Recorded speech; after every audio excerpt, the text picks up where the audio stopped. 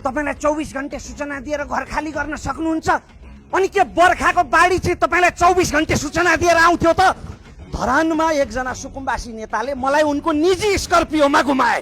सुकुम्बासी नेता कहलाउँछन्, म घर घडेरी भएको मान्छे टेम्फुल चढेर हिँड्छु, पैसा त छैन त कहाँबाट ल्याउनु त? याङ्गिम होप्पे, जसमा भ्रमको भाइरस असाध्यै धेरै फैलाइएको छ। पहिलो, संगठित हुने अधिकारै कुण्ठित गर्न आँटे हो।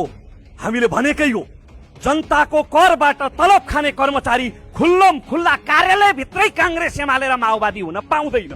विश्वविद्यालय र सरकारी कार्यालयबाट दलीयकरणको अन्त्य त गर्छौं, तपाईलाई प्रिय लागोस् कि अप्रिय लागोस्। हामीले संगठित हुने अधिकार कुण्ठित गर्न खोजेको होइन, तर हरेक ठाउँका निश्चित मर्यादाहरू हुन्छन्।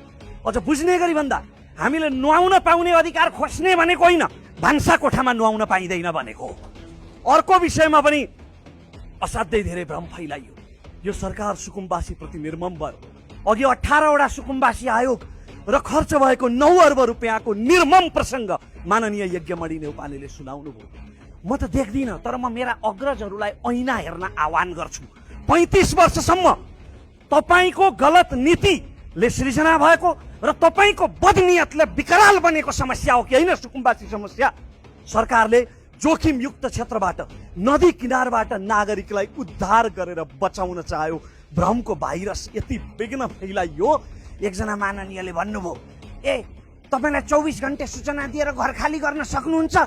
अनि के बर्खाको बाढी चाहिँ तपाईलाई 24 घण्टे सूचना दिएर आउँथ्यो त? अनि बाढीले बगाउनबाट आफ्ना नागरिकको रक्षा गर्नु सरकारको कर्तव्य हो कि होइन? हो, होल्डिङ सेन्टर अझ व्यवस्थित हुन सक्थ्यो, तर सरकारको नियत शुद्ध छ। मैले नाराहरू सुनेको छु, जबरजस्ती लगाइएका नाराहरू, मिसगाइड गरेर लागेका केही नाराहरू मैले सुने। झुटो बोल्न आउँदैन, अर्कोचोटि भोट पाउँदैन।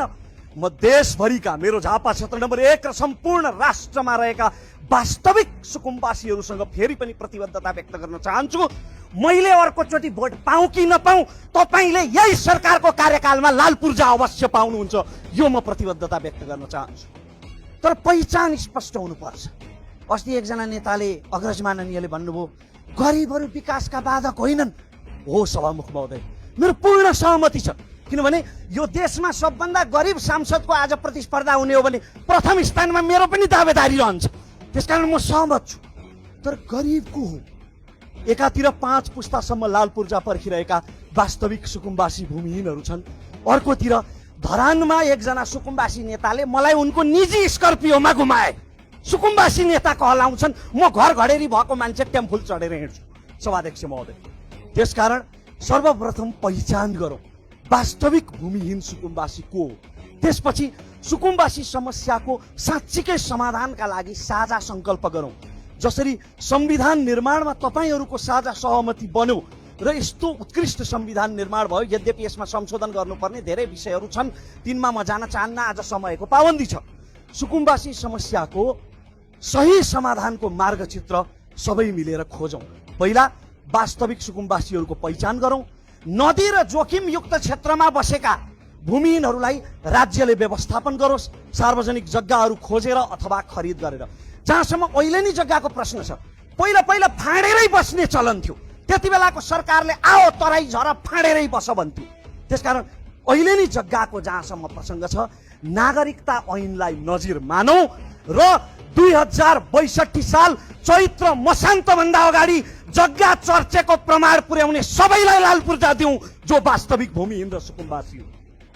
यसरी यो समस्याको सकारात्मक समाधानको मार्गचित्र